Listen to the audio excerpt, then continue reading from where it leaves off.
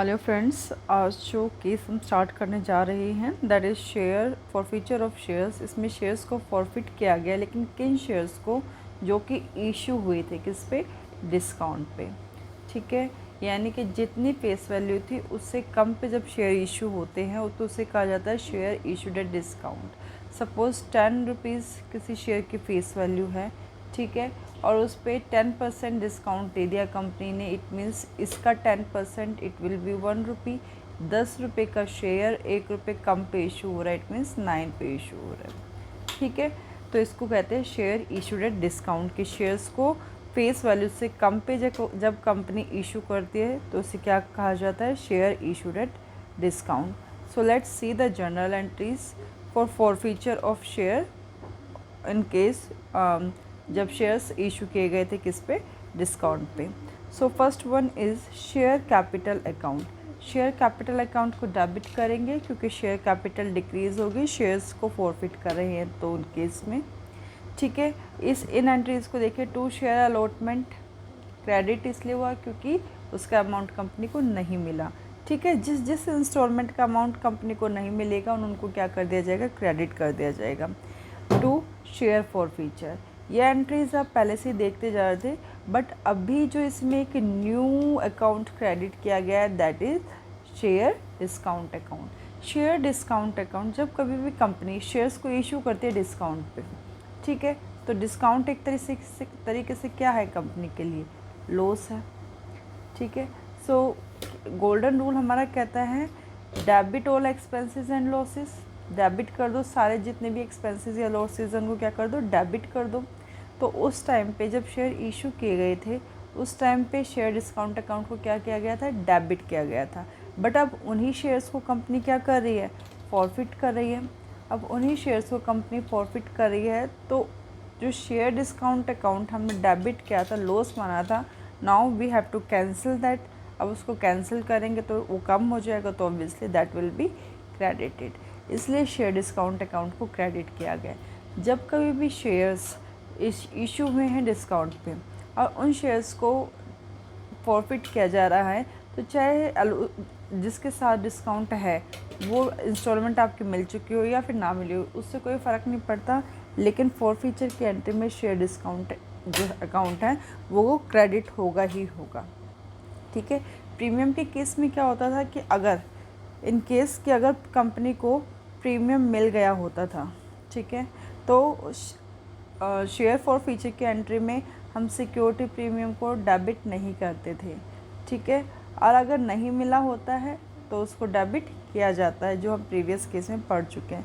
लेकिन share discount के case में ऐसा कुछ नहीं है। अगर शेयर डिस्काउंट में इशू पे अगर शेयर के डिस्काउंट हैं और उन्हीं शेयर्स को कंपनी फॉरफिट कर रही है, तो डजेंट मैटर कि उस इंस्टॉलमेंट का अमाउंट कंपनी को मिला है या फिर नहीं मिला है, लेकिन शेयर फॉरफीचर के एंट्री में उसको शेयर डिस्काउंट को क्रेडिट करना ही करना पड़ेगा उसको कैंसिल करने के लिए।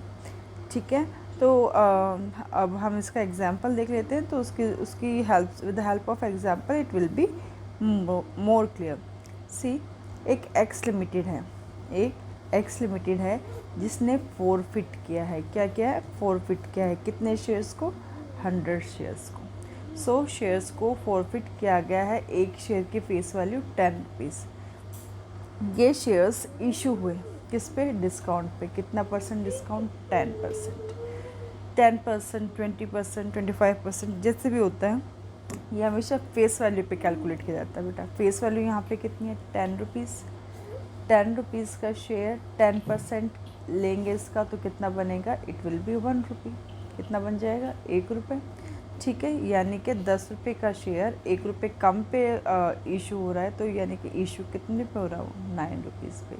इट मीन्स फेस वैल्यू से जब भी बिलो जाके कंपनी शेयर्स को इशू करती है तो उसे कहा जाता है share issued at discount. Okay, अब इसमें ये क्या कह रहा है, विच ही हैड पेड, जिसमें कि रवि ने पे किया है। कौन सा अमाउंट, एप्लीकेशन अमाउंट कितना है, 2.5। ठीक है, और उसने कौन सा अमाउंट पे किया है, अलॉटमेंट अकाउंट, जो कि कितना है, 2.5।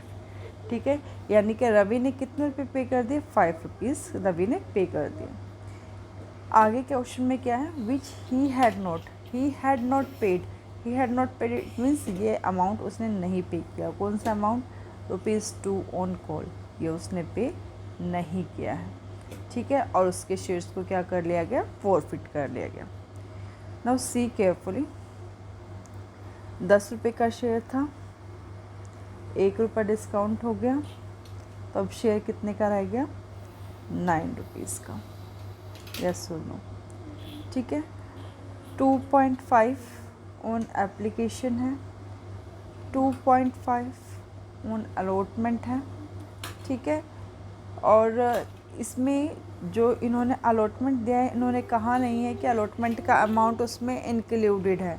अलॉटमेंट का अमाउंट अगर ये नहीं गिवन है कि उसमें वो इंक्लूडेड है या नहीं है, तो वो एज्यूम करेंगे कि इंक्लूड नहीं किया गया है, ठीक है। तो ₹1 इसके साथ डिस्काउंट का भी हम इंक्लूड करेंगे, यस और no, any doubt.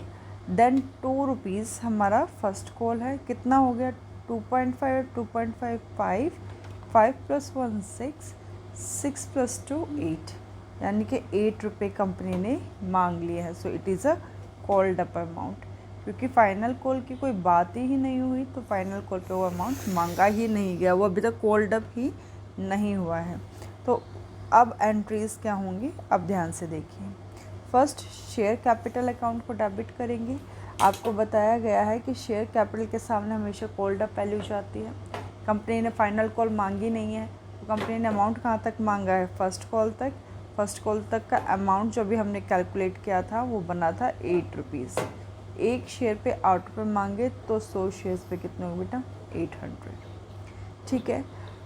Then share discount account को हमने क्या किया था, क्रेडिट किया था। एक शेयर पे 10% डिस्काउंट था, एक शेयर पे ₹1 का डिस्काउंट है, तो 100 शेयर्स पे कितने का होगा, ₹100 का, यस और नो।